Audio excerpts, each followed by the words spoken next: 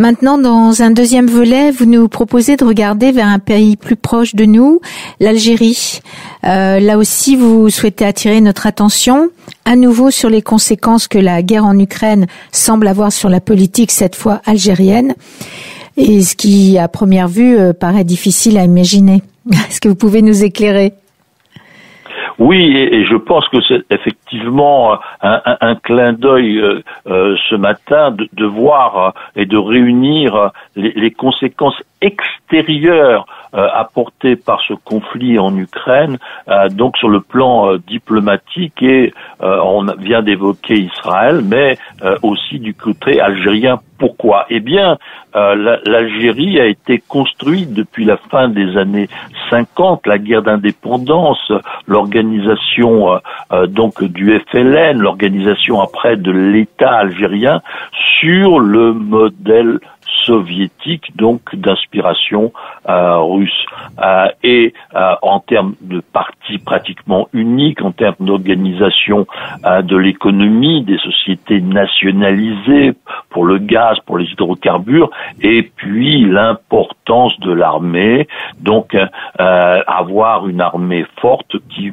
finalement est la colonne vertébrale du pouvoir politique, et donc là nous sommes sur le modèle soviétique. Il y a eu cette proximité entre la Russie de maintenant et l'Algérie, donc depuis plus de 60 ans, et il y a un rôle structurant, historique de la Russie vis-à-vis de l'Algérie.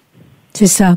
Il faut savoir que l'Algérie, c'est 5,4% de dépenses militaires par rapport à son PIB, quand la France, puissance nucléaire, a des difficultés à atteindre les 2% demandés par l'OTAN. Oui, effectivement, l'Algérie est le 4e pays au monde pour les dépenses militaires par tête d'habitant. 90% de son matériel est russe. Or, il y a une réflexion que les Algériens sont en train de mener sur les conséquences avec donc la situation que les forces militaires russes connaissent en Ukraine. Et donc c'est ce qui relie les chiffres que vous venez de nous donner, c'est ce qui relie l'Ukraine, l'Algérie, l'Ukraine et la Russie quelque part. Absolument, parce que donc l'Algérie se rend compte que le matériel soviéto-russe dont elle est dotée, eh bien, sur le champ de bataille, il n'est pas très performant. Et elle s'aperçoit, l'Algérie, que les officiers supérieurs qu'elle envoie se faire former en Russie, eh bien, finalement, apprennent et découvrent et mettent en œuvre après des méthodes de combat qui sont dépassées.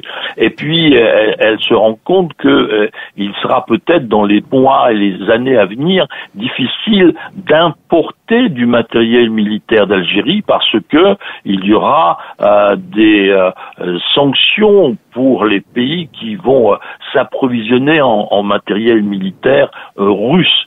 Et donc, voyez-vous, là, on touche du doigt le côté concret des conséquences de l'invasion russe en Ukraine qui se répand bien au-delà des frontières et qui touche l'Algérie. Et donc l'Algérie serait-elle alors tentée de regarder ailleurs ?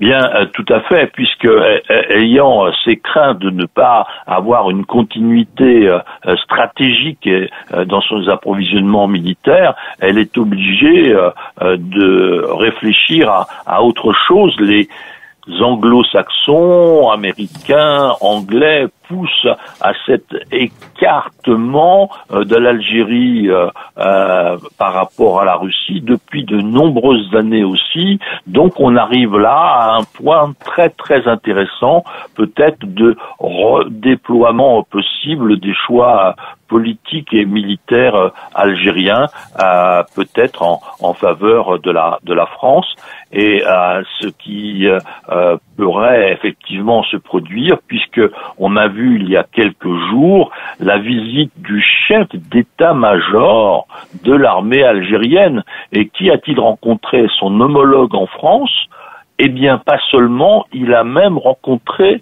le président de la République.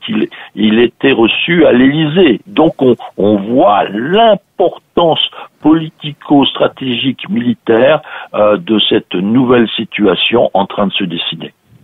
Oui, et puis alors donc vous citez cette visite du chef d'état-major de l'armée algérienne qui a eu lieu le 23 janvier, donc c'est récent. Mais les États-Unis aussi travaillent depuis longtemps à éloigner l'Algérie de la sphère russe. Ah, tout à fait. Et il y a une activité américaine importante. Ils ont commencé à vendre même un petit peu de matériel militaire, mais comme l'on dit dans le jargon, non létal, c'est-à-dire des avions de transport militaire, par exemple les fameux Hercule qui sont très connus comme moyen de transport aérien militaire dans le monde entier. Et donc il y a effectivement cette volonté, comme je le mentionnais, des anglo-saxons de faire changer les lignes.